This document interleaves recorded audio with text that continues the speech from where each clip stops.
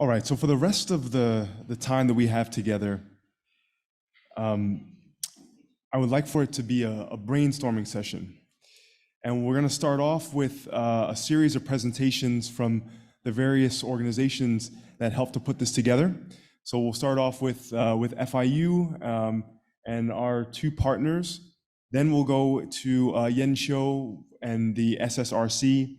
Then we'll go with Juliana and sharing the research that she's done with the Wilson Center on lithium in Argentina. And then we'll end with Henry talking about some programming at the US Institute of Peace. Now again, the reason for us sharing this research is to get some feedback from you all right here, right now. And please be as harsh as possible. We want to get, again, as honest and transparent as of feedback as possible. And then after that, at 10:30, right? So we'll do this for about an hour. At 10:30, you'll see on the agenda that that's supposed to be time for networking. I would like to propose that we actually skip that networking break. And then instead we use that to sort of come together and start brainstorming potential projects or next steps going forward, all right? And I'll explain that later on over at 10:30. All right, so first and foremost, we'll start off with our presentation on behalf of FIU. Let me first share my screen.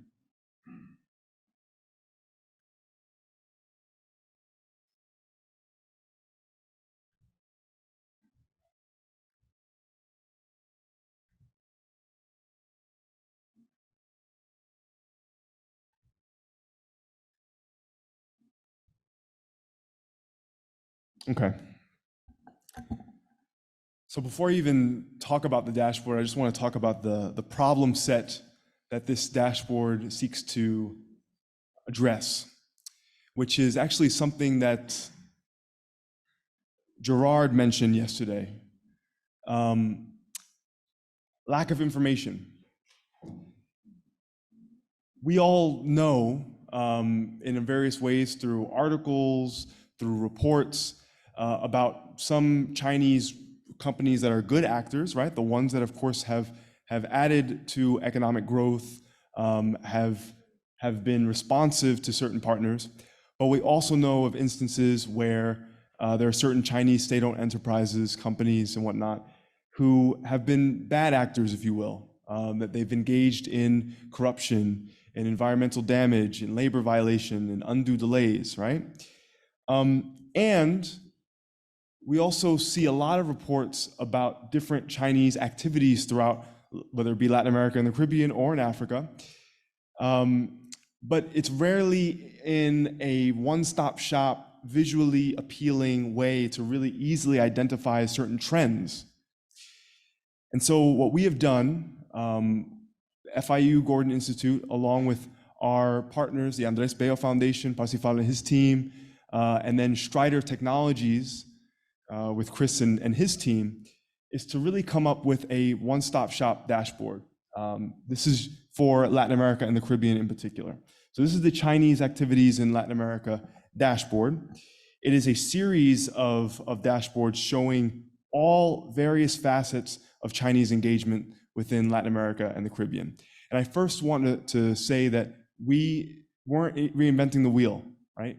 We are building on the shoulders of the incredible giants, many of them who are in this room right now. We've aggregated existing information from Inter-American Dialogue and Boston University's investment tracker, or the American Enterprise Institute's Global China Investment Tracker, or the China Signal, which is a newsletter that comes out every 2 weeks that gives a roundup of Chinese activities, CSIS, all these other partners. And so this shows literally all activities that is in open source, essentially, of Chinese activities in the region. This first dashboard shows just the latest news. It's the latest news feed coming right from China Signal. Maria Yu had mentioned Gabriel Boric traveling to Beijing, right? And it's right there. this list. This is, of course, a list of all of the major key leader engagements or announcements of economic deals, currency swap, exporting of frozen beef, all of this stuff here to the left. Yes, Osvaldo. Was first in Washington.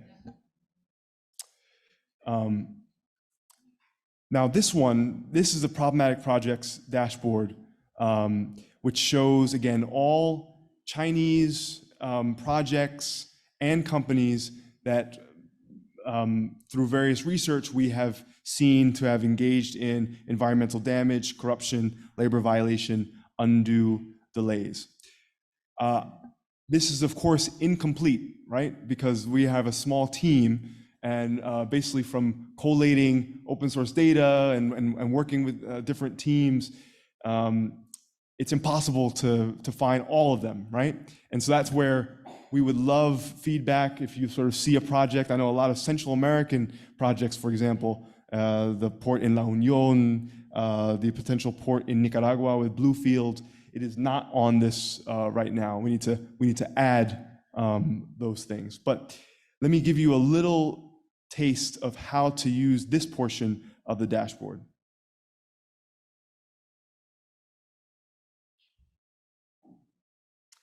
So you see that there are various charts accompanying the map itself.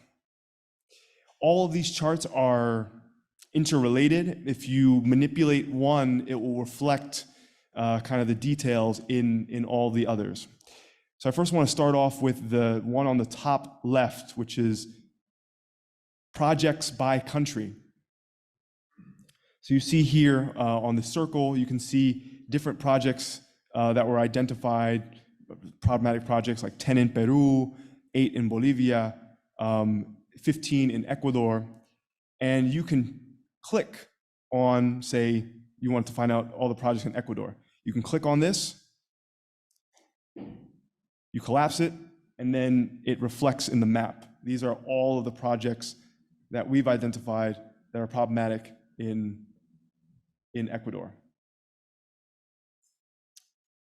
And if you want to go back and put the rest of the projects on, you just click on any portion in the white, and the projects will come back up. This one to the lower left-hand side shows a series of graphs based off of both aid data, right? William and Mary aid data, which of course is the largest repository of Belt and Road projects in the world. And so this shows from their point of view, by country, the kinds of companies that are operating in, say, Argentina, right, with previous malpractice, environmental damage, corruption, you name it. 9 here, right? Bolivia 3 here, and so on and so forth. Same thing for the American Enterprise Institute's Global China Investment Tracker. You can also see that here in this graph. An example, a specific example I want to show you is, again, the Coca-Cola Sinclair Dam project that I'd mentioned. You can click on the project itself, and you can see the country, you can see the sector that it's in, you can see the kind of infrastructure that it's associated with. You can see it's the company that created it, Sinohydro, also its parent company, the entity type of the company, the connection that it may have, and then also you can click on here, company background, and it comes up with information from our partner, Strider Technologies, about Sinohydro. This is the shareholders, these are all of its subsidiaries, and we'll add another image soon to make that sort of, it's basically a tree, right, showing where Sinohydro is in that whole tree of ownership.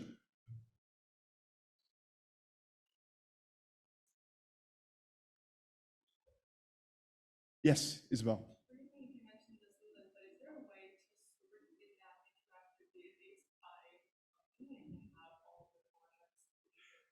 There is. And so Chris is going to talk about that soon, but let me just show you a couple more things. This automatically populates that there are 179 projects in the AData database that were associated with Sinohydro, right? And that there are 2 identified projects of malpractice in Latin America and the Caribbean associated with Sinohydro between 1993 and 2023. And it was identified of having troubled transactions in the China Global Investment Tracker from American Enterprise Institute. And of course, the kind of investments that Sinohydro has made in the region is $3.7 billion. We have also cross-referenced all these companies based on Department of Commerce sanctions lists, blacklists. And so if it is on a certain blacklist or sanctions list, it would show up here on this background information. We, of course, also have articles, reports, and things like that corroborate the allegations of corruption or labor violation and things like that. So this link goes directly to a NGO that's based in Ecuador who had written about this project, right?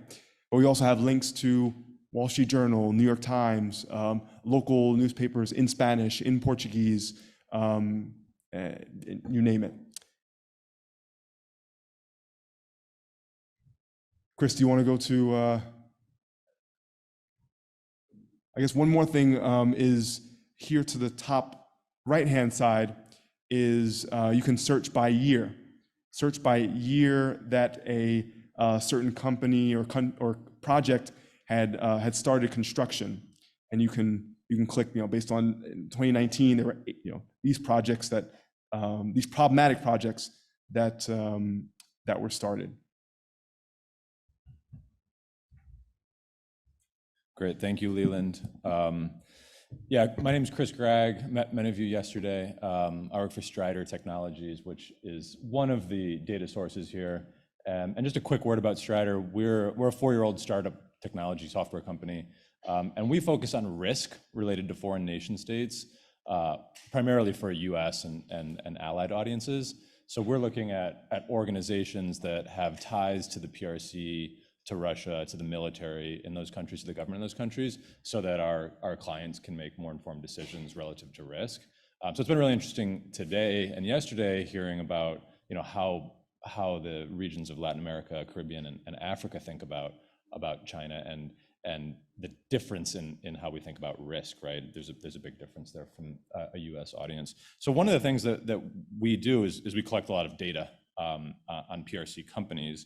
And that's what we've shared here with this program, which has been quite a joy for me, Leland. So thank you, and Parsifal, your team. We've been working over the last few months to put this together, and it's really just the first step of a continuing partnership here. And so here you can click and see the projects by company, as you were just asking, right? And so as I was saying, Strider collects data on these companies, and a few of the data sets that we've integrated into this project are corporate registry data. So that's where you see the ownership trees, who's the ultimate beneficiary owner, what are the companies that who are you actually dealing with here, right? Is this a shell company of a company that's ultimately a state-owned enterprise or has ties to the military? And so that's the first data set. And the second is procurement data. We collect a lot of procurement data from inside China related to government procurement and military procurement. So those data sets are helping to illuminate a little bit more background about some of these companies. So you can come in here and select, and this is the filter, like Leland was just showing, a single company, multiple companies, and see where they're most active. So this is a good example. China Communications Construction Company, one that folks may be familiar with as problematic. And so if we zoom out, then the map shows those two projects, and you can click in, as Leland was showing with the case in Ecuador, and see more details about the project and its details. So its major parent company here is SASAC of the State Council, and then the entity type at Strider, we think about these as risks, right? So a government entity, in this case, a state-owned enterprise, it carries with it particular risks because state-owned enterprises are obligated by the state to carry out national strategic objectives that might not necessarily be commercially driven, right? And so that has relevance for people that are making decisions about interacting with these organizations. It's also a restricted entity. Leland mentioned the Department of Commerce blacklist and others. In the case of China Communication Construction Company, they were added to the sanctions list because they were militarizing islands in the South China Sea. So that's a US government maintained list. So we also collect those and integrate them into the data. And then the last one here is military and defense entity. So this is a company that shows up in procurement records for the PLA, right? So that's how our data is kind of powering and supporting this project here. So then you can just like click off in a white space, and then all the projects come back up. So I don't think there's a way to yet export, right, a subset of data that you want to look at here, but I think over time that might be something we can build into the product. And as Leland said, I'm viewing this like this is the launch event, right? It's live now, people know about it, but this is really version 1 of a platform that I'm looking forward to optimizing and building a lot more out in the future. So the last thing to mention is the lower right. I should look at this screen, not that one. The lower right corner here has the different types of projects. Oops, I clicked on the wrong one. The different types of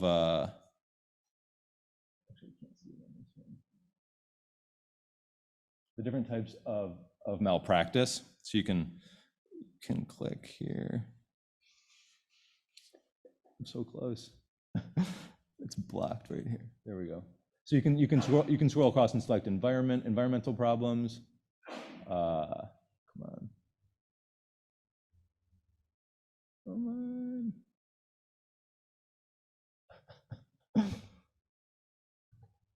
Because my computer's old. There it is. Well, it's just that the meeting is showing up at the bottom here. So anyway, you can click across and see environment. You can filter on environmental projects that have had issues with the environment. You can filter on projects that have had issues with labor, corruption, right? So if you wanted to focus on a single country in a single year of a single company on a single project type, you can get down to that level of granularity, and then you can zoom back out, right? So the concept is that you have these different filters, so you can see what projects are going on, and then get a little bit more background about them, either by looking at the sources that Leland just showed, or looking at some of the information about the company that Leland just showed as well. So that ownership tree report that had that Strider logo on it is again a version 1, and we're going to continue working on that and providing even more information about these companies and what their connections are back to the PRC. We do a lot of Russia work as well, maybe not for this product, but just showing more information so that decisions can be better informed. So. Do you pull in private or venture back, like Tencent and Alibaba venture arms, what they're investing? Is that part of the data set? So this data set is driven by, and Leland, you can comment on this, is driven by the team that's collecting the projects, the problematic projects, right? And so if one of those problematic projects was backed by a Huawei or Tencent or any other non-government organization, then yeah, it would show up in here, and we would show the data for it.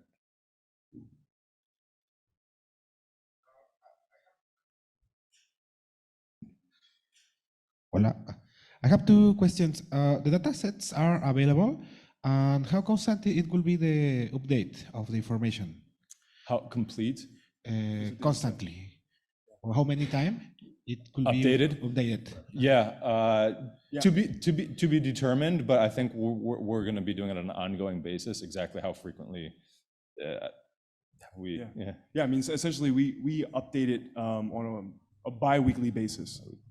Okay. And the data sets are available in the. And the data set is available. Yes. Yes. Okay. Yes. Okay. Hold on one second. It's just I did want to get through some of our other dashboards. I'll pass back to you then. Okay. Thank you, Chris.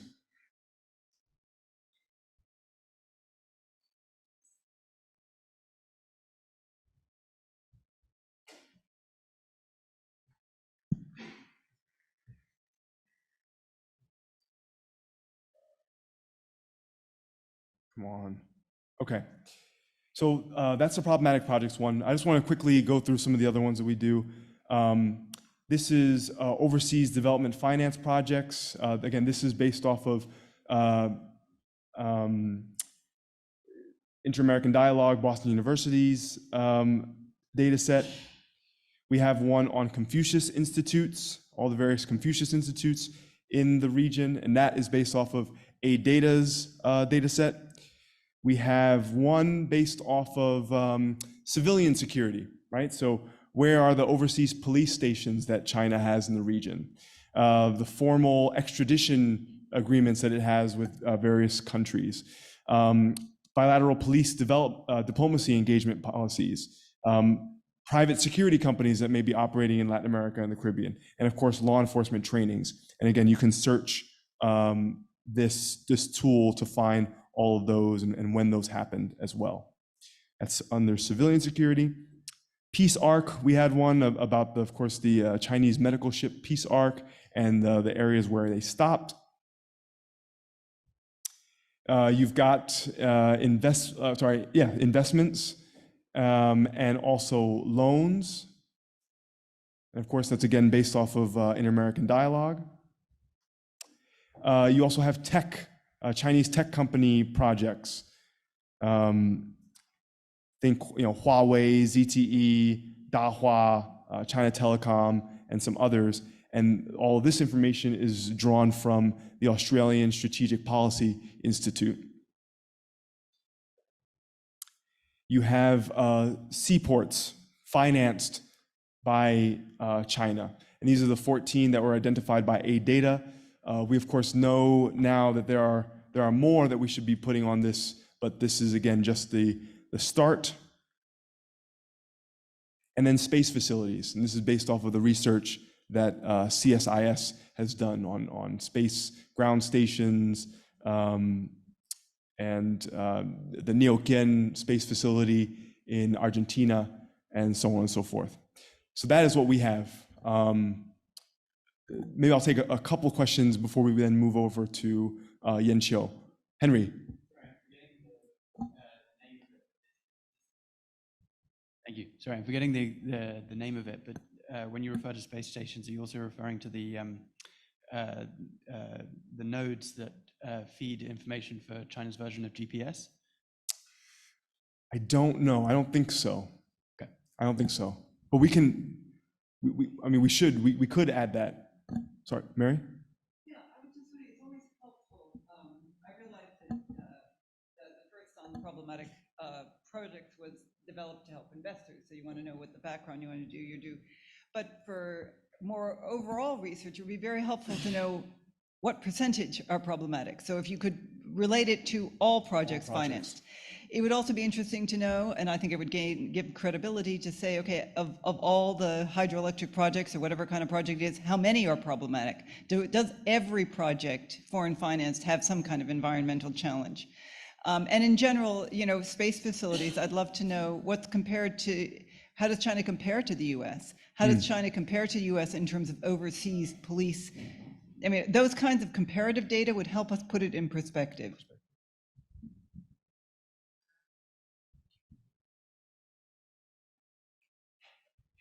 Thank you so much. This is fascinating. I wonder, based on the existing data in this database, if it's possible to predict which Chinese companies are most likely to bid on upcoming projects, and maybe the associated risk or likelihood of labor rights violations or other sort of red flags along the process.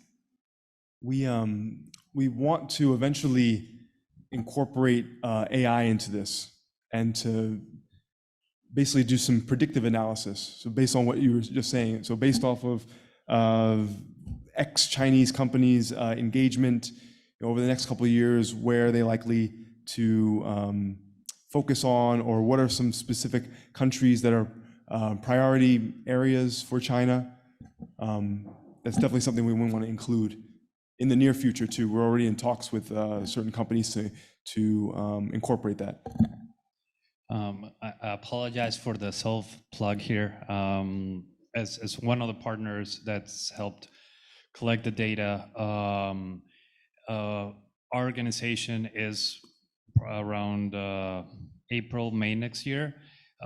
We're doing exactly that, what you just asked. So because it's focused on the conglomerates, PRC conglomerates working in the Andean region, and we are including all of the projects. So yeah, and precisely because we think the comparative analysis, it's important. Maybe Bob, and then we'll go to Yanqiu.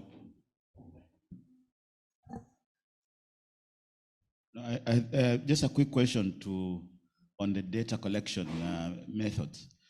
How do you ensure that the figures are precise? I think this comes from the Africa-China similar projects at Boston University and Johns Hopkins. I think Deborah Brotgam is very popular for busting myths and so forth. And it's based on the fact that sometimes the figures are actually double mentioned or captured, or it is a figure that is announced in the media, but it was just at an agreement level, it didn't go through, and all manner of other things. Maybe it's mentioned in a FOCAC or at a big, press conference, but it never goes through, and things like those things.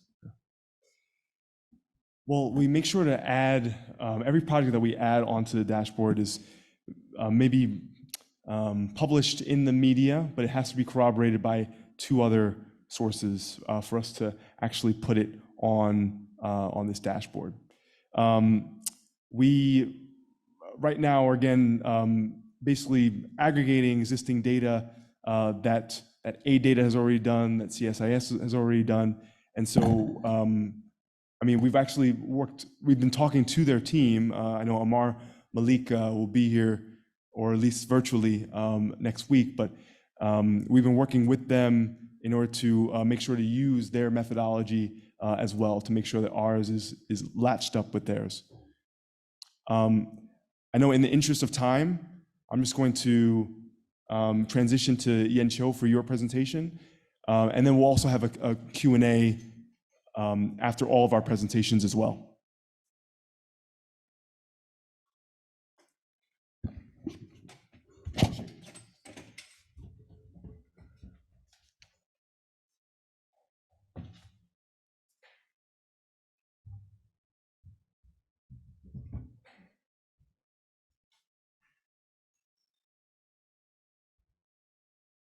So thank you for your patience while Thank you for your patience while I set up my presentation here. Sometimes I can't help but wonder whether Leland intentionally put my presentation right after his, because it's a tough act to follow. And whether that's his agency or not, I don't know. And I sometimes find that when we talk about agency, there is kind of the latent assumption that we want people to do things we like, but well, not always the case, right? So here I am going to talk a little bit more about our programming on China and the Global South. I am trained as a modern China historian, so in my presentation you will hear a little bit of institutional history, historical perspective, so just a heads up. And first of all, I want to talk a little bit more about my organization, because it doesn't really have a lot of counterparts in other national settings. And here it is important to really, as you see in the last line there, provincialize the US model.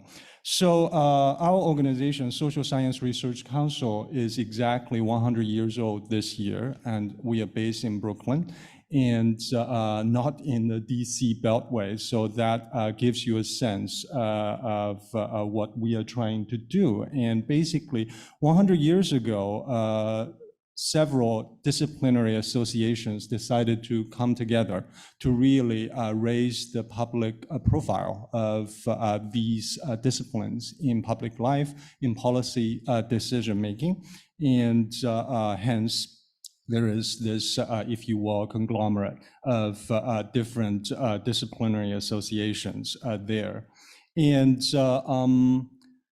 judging from the title, Social Science Research Council, people might think that we are either a think tank or a funder.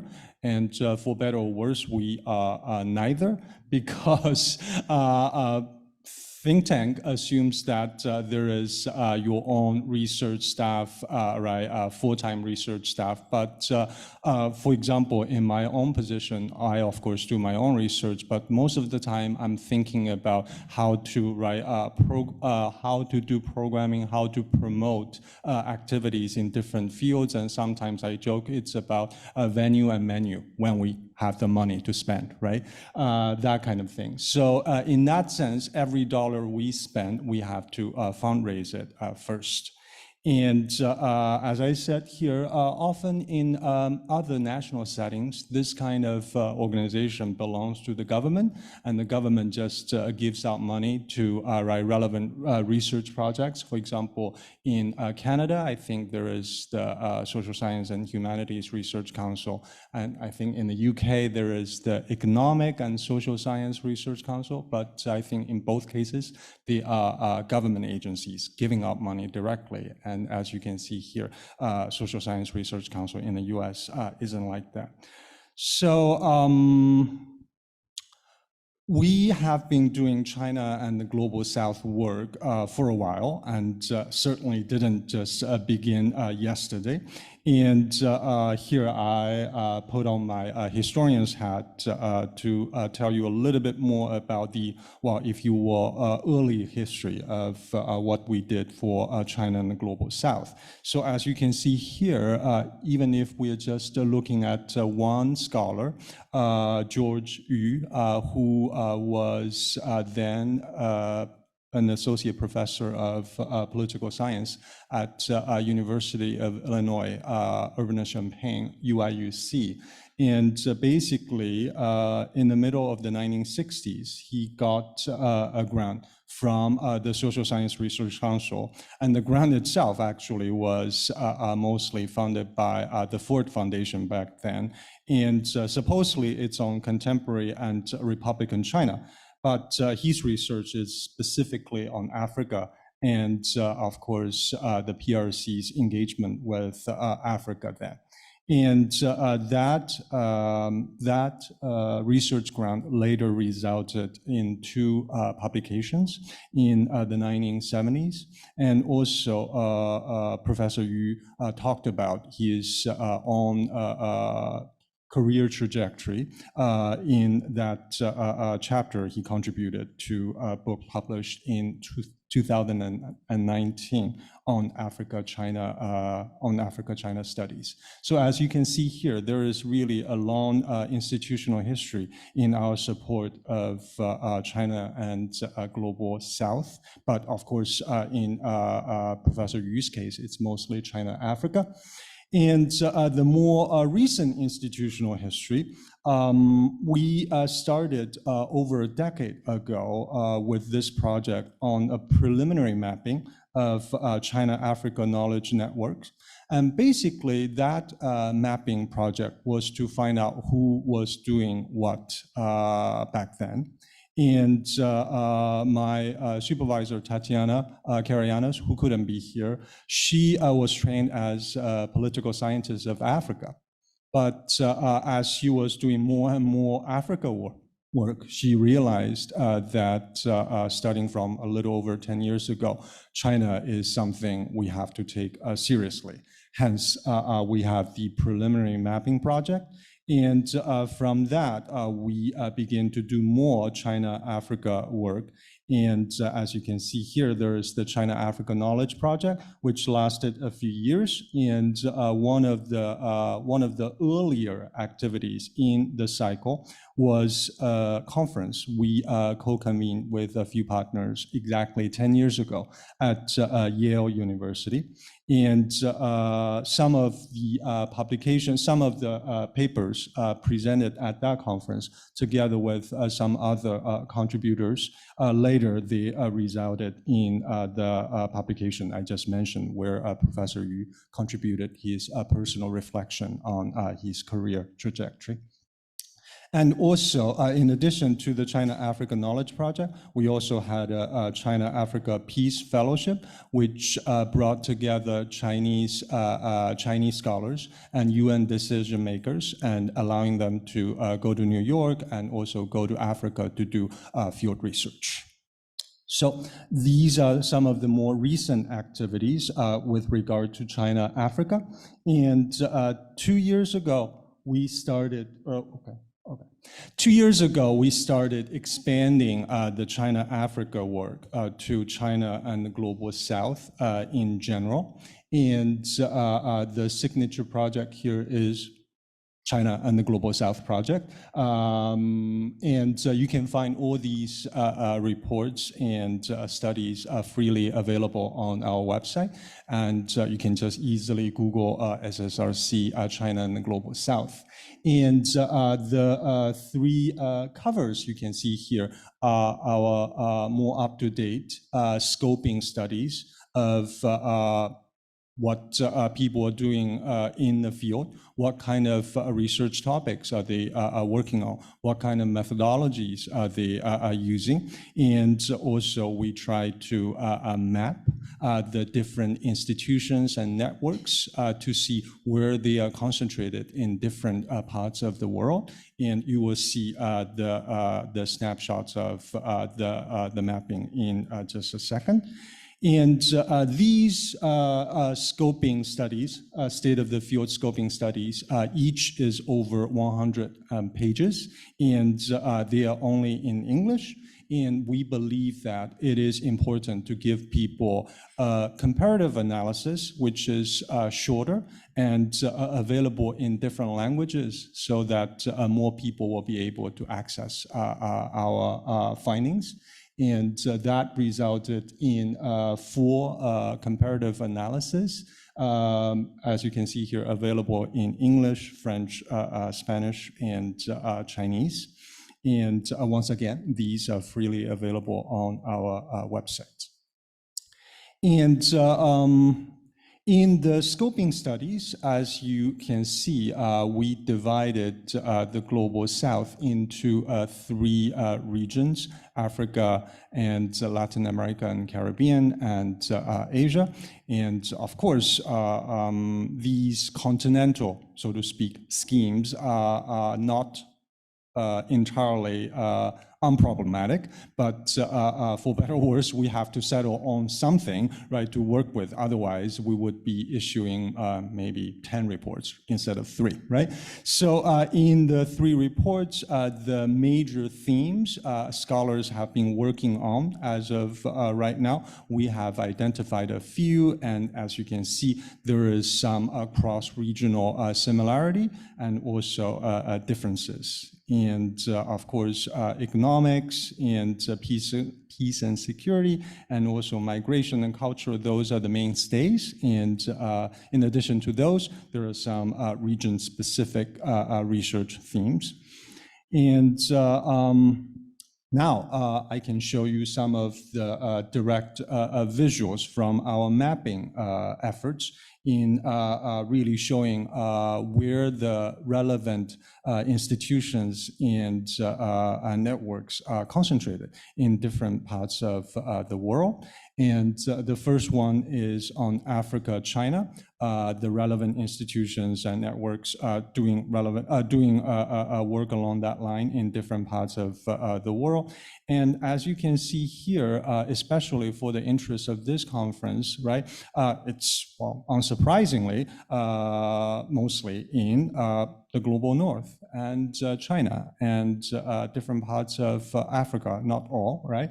But on the other hand, for example, in Latin America, there has not been much interest in China, Africa, as we can see. So is that something we can think about and try to promote more? And by the way, this is by no means unique to China, Africa work. When it comes to, for example, China's engagement with different parts of Asia, right? The concentration is such that, for example, in Latin America, in Africa, people are not paying as much attention to China's engagement in different parts of Asia. And is that something we can think about? And the last mapping here is on China and Latin America, and where people are working on relevant topics. And again, these are all included in our scoping studies, state-of-the-field studies, so they are freely available on our website.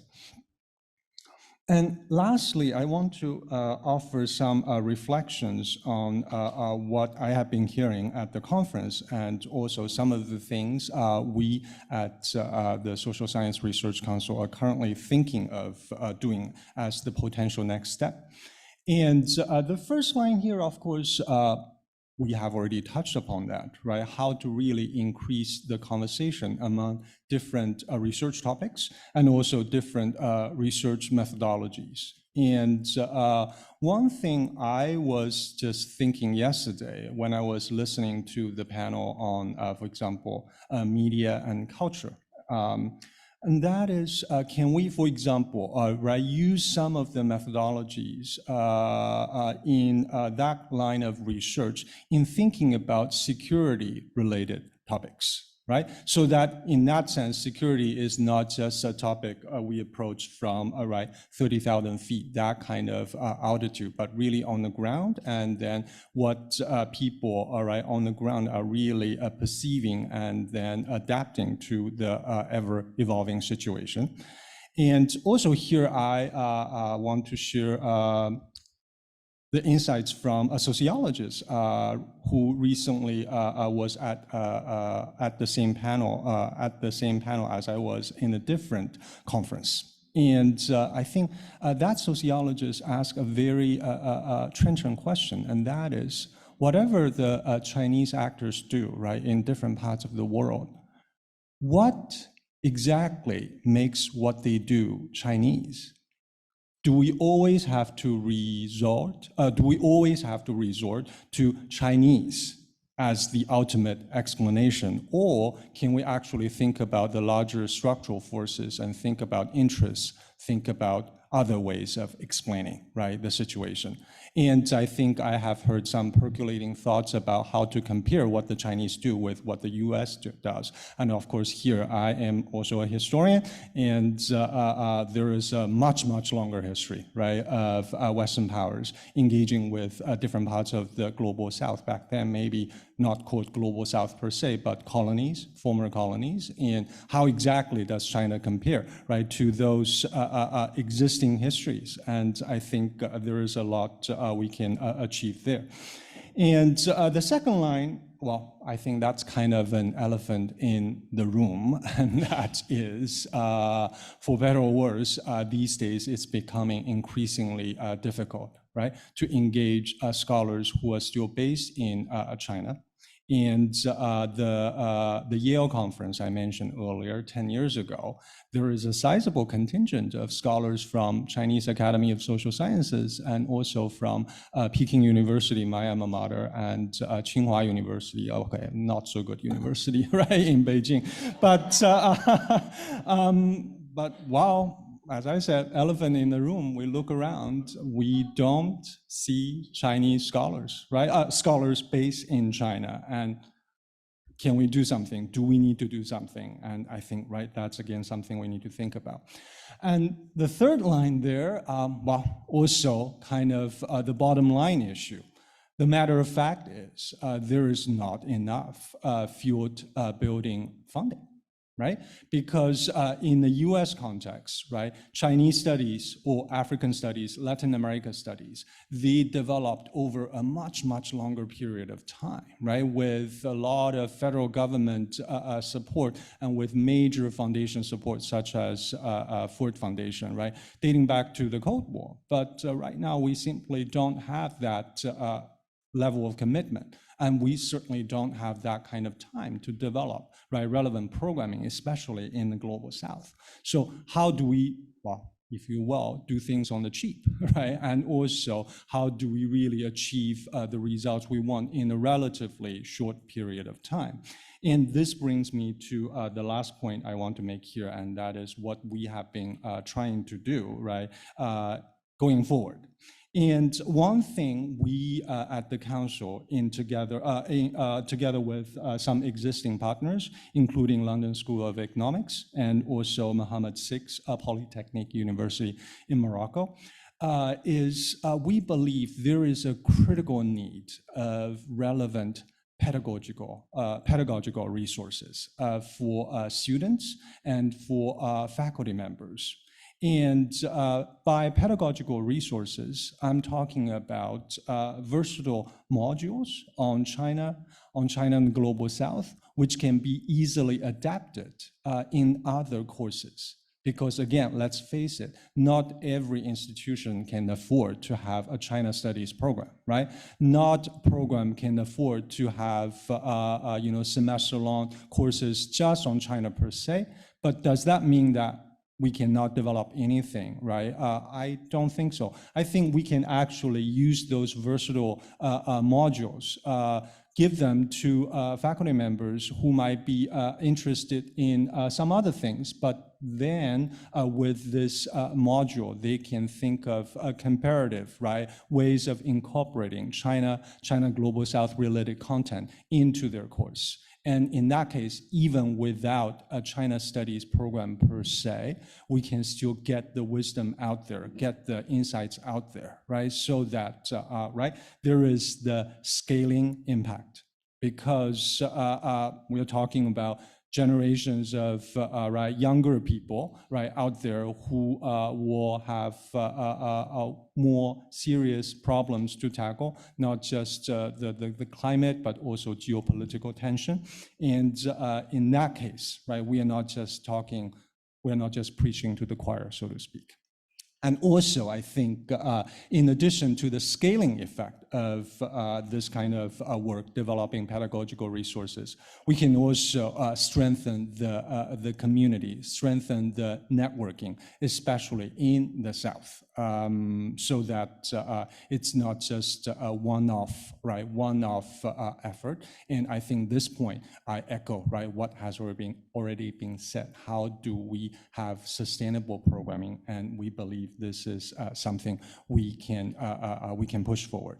And of course, nothing is not necessarily new under the sun. There have been earlier efforts. For example, in India, this foundation, Asian Century Foundation, actually recorded quite a few what they call Asia capsules, right? Online teaching modules on China Global South. But unfortunately, because of political sensitivity, that foundation has to basically fold its operation in India, and a lot of the contents are just gone. So, in that sense, how do we really make this accessible? We don't want people to be deterred by the paywall, but also make this sustainable. So that's something we have been thinking about. So I will end my presentation here. Thank you.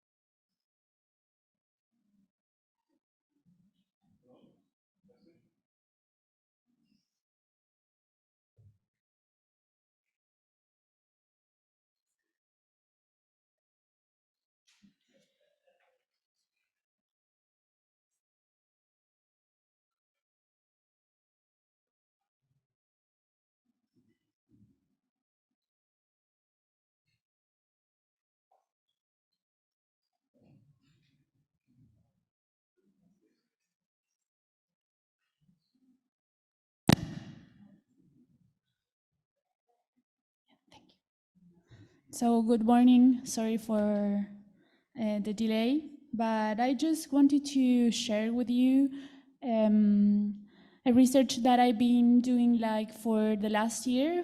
This is a project that the Wilson Center is leading about lithium in general, but in particular, my paper that is going to be published very soon is about Chinese investments in Argentina's lithium sector.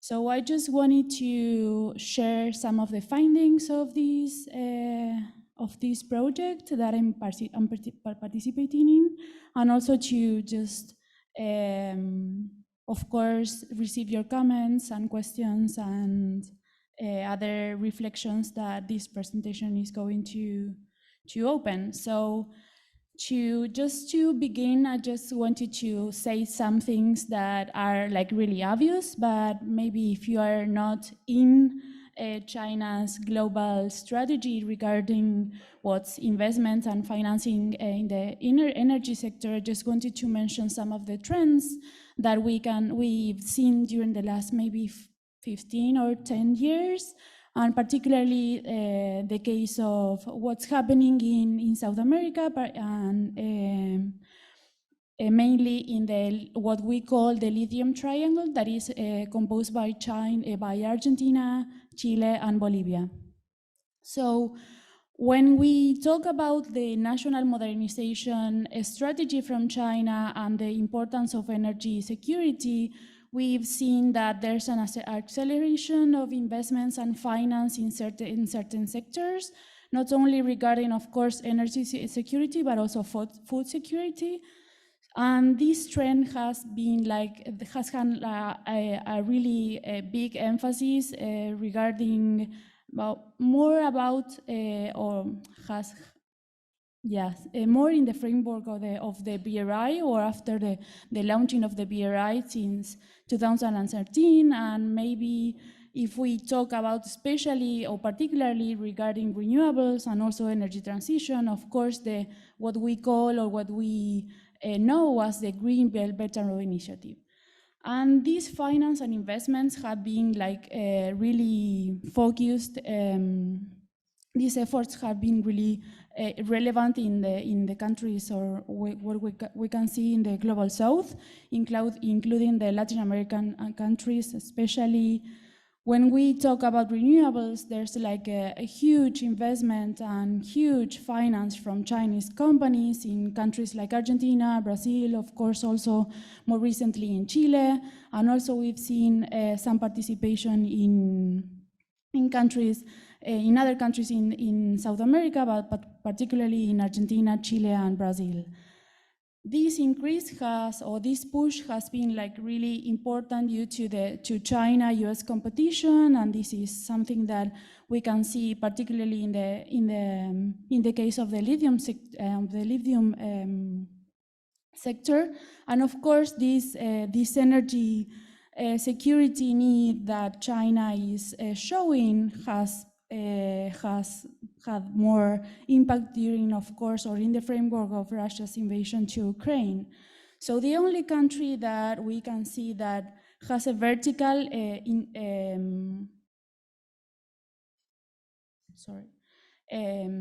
integration of the lithium supply chains is, of course, China, and this I'm mentioning this because the participation of Chinese companies in the lithium supply chains is represented 80% by companies refining lithium, and also 42% producing cathodes, and 79% of the global market regarding the participation of Chinese companies is represented by the production of battery cells and packs. So, of course, these trends have motivated a relevant presence in the extraction of this critical mineral, in particular, as I mentioned before, in Latin American countries, and maybe more focused in the Lithium Triangle, but we also see some investments, really relevant investments in the automotive sector related to electric vehicles in countries such as Brazil. So investments in Argentina and Chile have been expanding during maybe the last 10 years, Chinese investments. And of course, there's a recent movement regarding how Bolivia is trying to change its position regarding the production or the industrial production of lithium in the country. And this is, you can see there an agreement between the Bolivian, or the national Bolivian company that is Yacimientos de Litio Bolivianos with the Chinese consortium of enterprises. This has happened in January of 2023. So just to see some of the numbers, the global production has been changing. The global production of lithium has been changing in the last years. Particularly, we can see that Australia keeps on leading this production with 47% of the lithium production globally. The second place would come to Chile, that represents 30% of the lithium production in the global market. And then China with 14.5%, and then Argentina. If we can see the representation of, we can see just resources, and we have to differentiate here between resources and reserves. Of course, most of the resources that are present in the lithium triangle are 50% of the lithium resources globally are in Argentina, Bolivia, and Chile. But if we see the numbers that are also really important regarding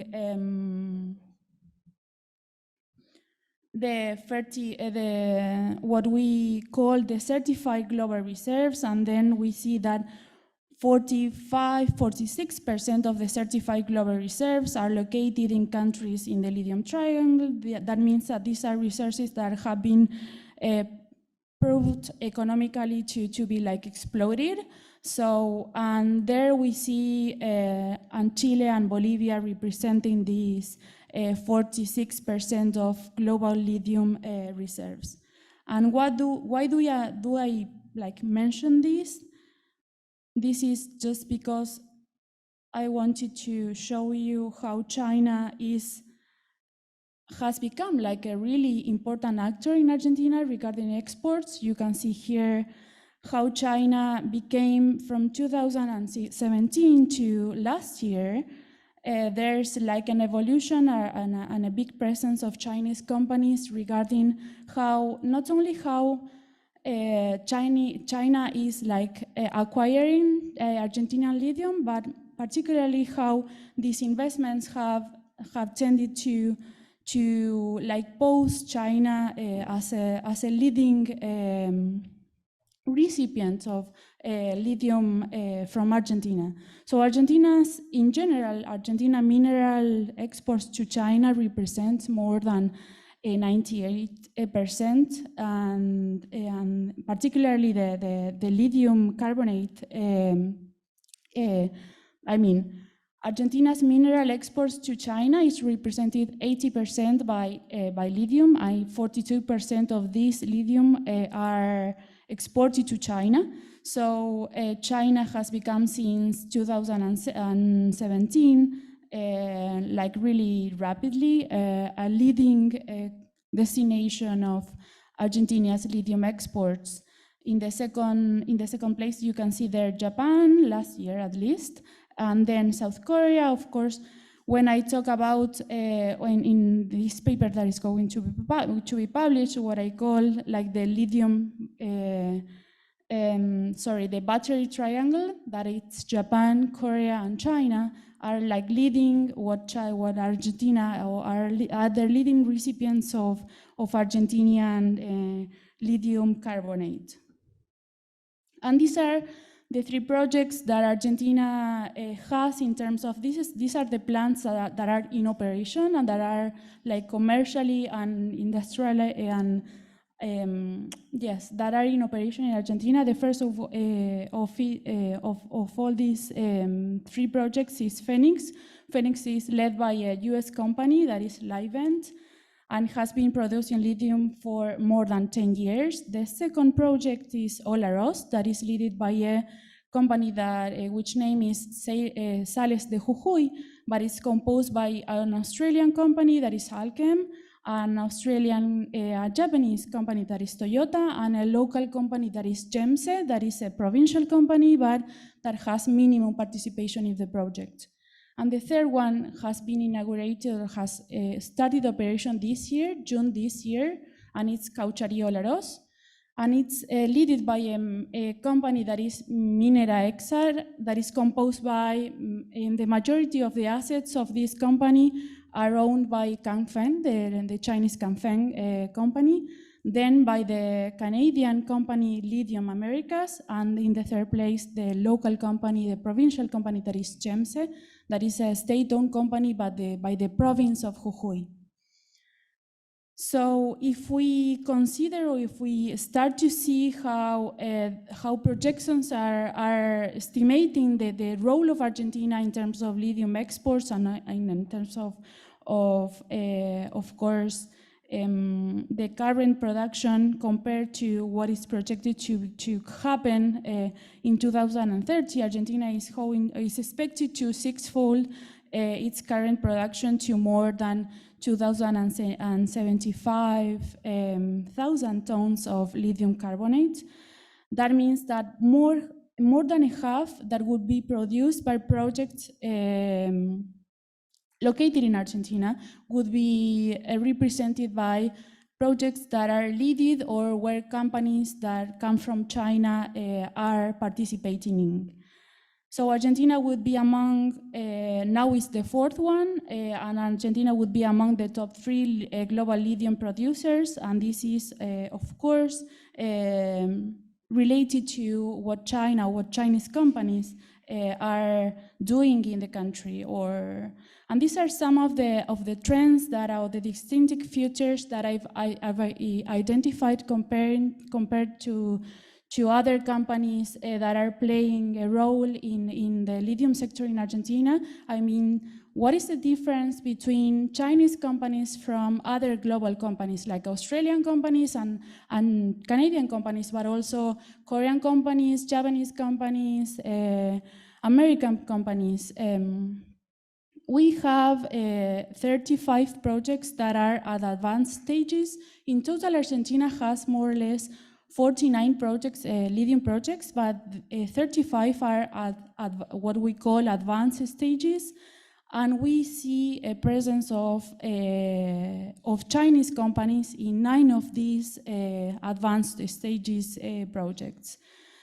That means that these companies have already the building permits approved, and they have started the construction of their plants.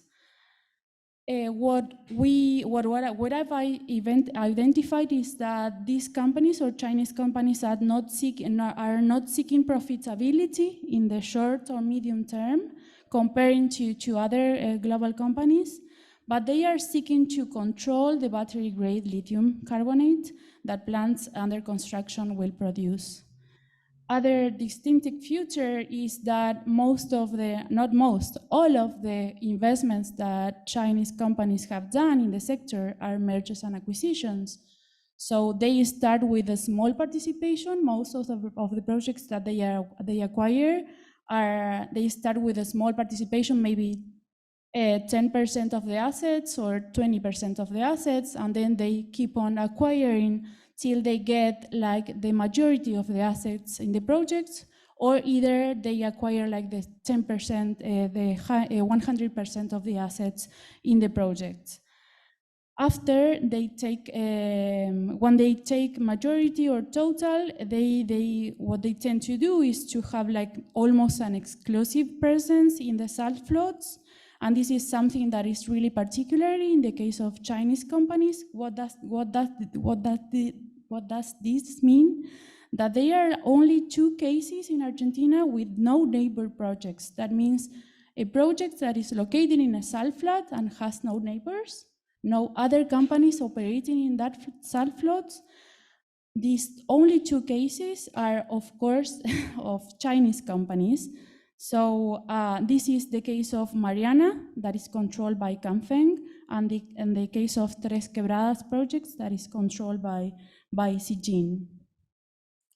And I just wanted to show you which are the projects that are controlled right now by, or either by 100% assets or the majority of the assets in most of the projects by Chinese companies. In the case of Mariana projects that is located in Salta province, Canfeng has acquired the 100% of the assets, and the project is under construction. According to the estimation, is going to be open next year.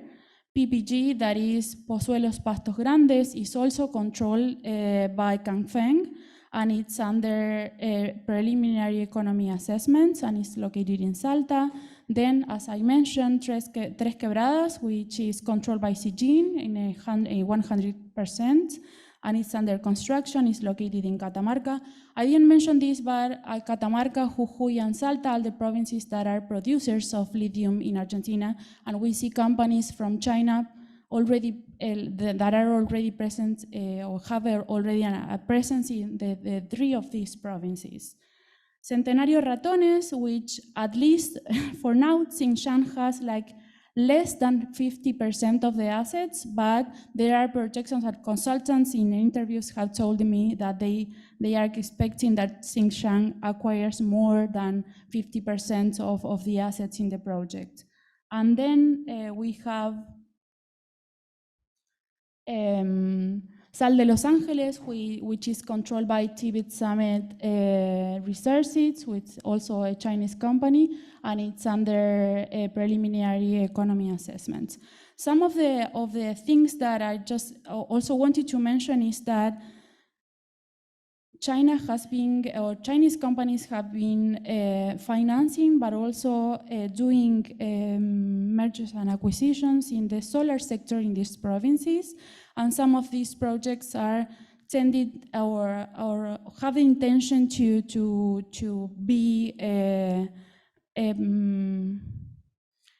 be provided to that the solar plants that are controlled by other companies, Chinese companies, are going to provide the solar energy for these plants. These are like located in a really specific environment. So Mariana, for example, will be exclusively supplied by a power provided by an off-grid solar farm that the company is constructing. But in other cases, like Camien, that is a local state-owned company in Catamarca, has just this year signed an agreement with Power China to build 4 solar plants, and one of these 4 solar plants is going to supply the 3 Quebradas projects, or the Tres Quebradas project, sorry. Xinjiang, for example, announced this year the construction of an electrochemical plant that is going to produce sodium hydroxide and also hydrogen chloride. So these are also agreements that are engaging Chinese companies in producing part of the or the other chemicals that are needed to produce lithium. So these are some of other of the trends that we see. I don't want to just lose or take more time. Just wanted to show you what I've done in terms of identifying which are the companies that have acquired projects in Argentina, and the Chinese companies that I mentioned that are present in Caucharí Olaroz and the project Centenario Ratones and Mariana and Tres Quebradas. But you can see here how the CAPEX investments, the announcements of investments, I've also identified the status, the potential start of commercial operation, and the estimated annual production that each of these projects is going to have. This is also the case of Pozuelos Pastos Grandes, also the case of Sal de Los Angeles, but there are also projects in the phase of in the stage of exploration, for example. So Laros, Laguna Caro, and Salar de Arizaro are also controlled by Chinese companies. They are under exploration, but they have also been like an important objective of Chinese companies in recent years. So just to sum up and to drop up some of conclusions and reflections that I have on this issue is that Chinese companies in Argentina lithium sector have been promoted by what we call multi-level relations. That means Chinese companies have, as we have talked about the agency and we have talked about like many of the actors that are involved in China, Latin America, and China, in particularly China-Argentina relations, we can see that there are relations between the Argentinian central government and Argentina and Chinese government, but also we can see governments or counterparts from China, provincial governments establishing twinning relationships with China, with Salta, with Jujuy, with Catamarca, that are promoting this kind of relations that also promote like closer relations between Chinese companies and localities, right? Not only provincial governments, but also local companies. Argentina local governments have been like really pushing this Chinese presence in their provinces. Compared to Chile and Bolivia, Argentina is a federal country, and the constitution gives the natural resources to the dominance of the natural resources to provinces. So Argentinian local governments are like really looking for investments from not only from China but from other global companies, but they have been like really promoting this Chinese presence in their localities. Of course, what I've identified, and this is something that we can talk about later, is the absence of technology transfer, and this is something that agency, I think, that has to put like in the table of negotiations when these countries negotiate with Chinese counterparts, and there's an absence of a technology transfer, not only in the lithium sector, but in general. This is something that I've also identified in investment and finance from China coming to the renewable sectors, such as solar and wind parks. The challenges that I see for the future in terms of Argentina-China partnerships, and this is something that maybe can be of help for other countries, both in Africa and Latin America, is the lack of coordination. In Argentina, for example, there's a lack of coordination. This is something that Osvaldo mentioned yesterday, that this is something that we have to solve. The lack of coordination between central and subnational governments. In Argentina, for example, the central government is like thinking in a way, and subnational and provincial governments are trying to promote investments and try to get companies to come to their provinces, but there's no coordination. Of course, and this is something that is more a macro economic problem that Argentina has, is that it has not a medium-term or a long-term vision on how to promote development in the country. So this is something that of course, if we can think about like more value added to be located in the country, this is something that has to be more in hands of local governments and central governments in our countries, and then try to negotiate with Chinese counterparts. And of course, the issue of governance that promotes the local companies and also the local scientific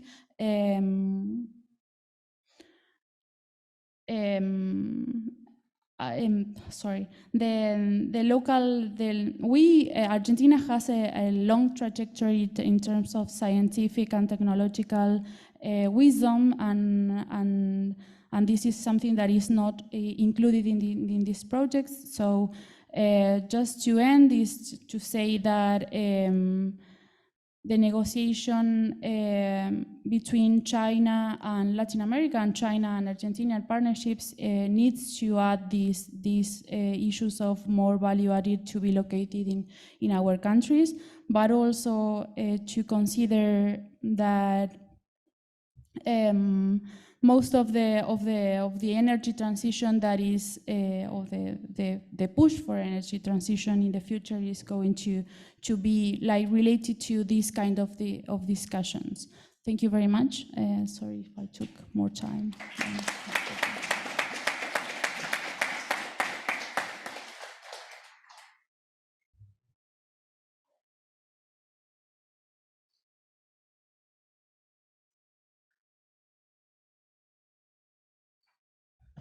Hello.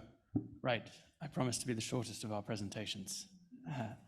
I thank you very much for having me present some of our work. I'm not going to go into any particular depth on any one project, but just to give you an overview of who we are and what we do, because I imagine that for some of you may not have come across the US Institute of Peace. And we are a bit of an odd institution, not just because it's a national US institution that hires people with British accents, but also because of how we fit into, I guess, the sort of the DC community of foreign policy. So we were founded in 1984 by Congress.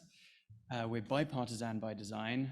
A lot of the people that first wanted to establish us were former senators and legislators who themselves were veterans of the Second World War or Korean War, and they looked around DC, and we have a lot of fantastic institutions that are very good at dealing with war and military affairs, but we did not have any institutions in DC that thought from the opposite end of the stick, which is how do you de-escalate, how do you avoid conflict, and then how do you resolve conflict once it's started. And so that's very much our mandate and our mission, and we, to this day, have 4 Republican members, 4 Democratic members appointed to our board by the White House every 3 years, I think it is, and so we exist to be an independent voice, primarily to Congress, about how they are thinking about foreign security issues and how they're thinking about foreign conflicts and its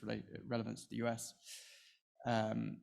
And so we do work closely with US government partners, primarily in state, DoD, USAID, but we don't have to toe the party line, as it were. We don't have to be on message with whoever's on in the White House. We can have our own independent opinions on any given conflict, which again, we will feed back to Congress, and by virtue of feeding back to Congress, which is representative of the public, we are also a public institution, public-facing institution.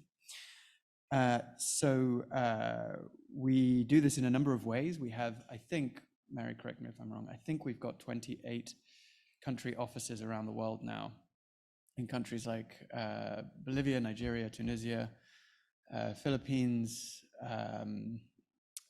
Thailand, but obviously, as you can imagine, by working primarily in areas that have some form of conflict, we sometimes get kicked out. So we have had offices in Sudan that has now been displaced to UAE. We had offices in Myanmar and got displaced to Thailand, and so on and so forth. But effectively, we